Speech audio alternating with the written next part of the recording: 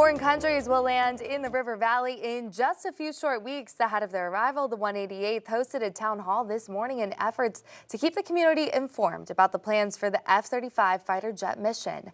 5 News reporter Kayla Davis talked with a longtime resident. I went to high school here. This is home. Went to junior high. We moved to Fort Smith when I was in the 8th grade.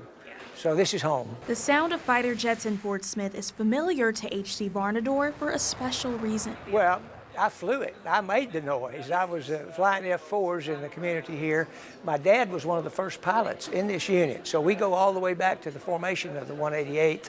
It was the 184th back in those days. The retired lieutenant colonel served 28 years in the Air Force. Now, he's invested in how the F-35 program will impact his home and community. It's going to become a reality when your windows shake and when that, and you're out in the backyard and you can't hardly talk to your neighbor because of the jets flying over, and that's just a reality, and that's a sacrifice that we'll make for the mission, for what we're doing. That's why he showed up Thursday for the first town hall to hear what leaders of 188th had to share. For us, it's important to get out here, and I wanted to pull some of my brightest and best leaders out here today so that they could talk and engage with the community, because it is extremely important. They've been so supportive, and we need to take that time to get back out in front of them and answer their questions. Among those questions, clear concerns about airspace and the growing Guard base. There's a concern, obviously, when you see new things show up. It's always an unknown, and the whole point of this was to get the information out there and answer those questions. I hope that people walked away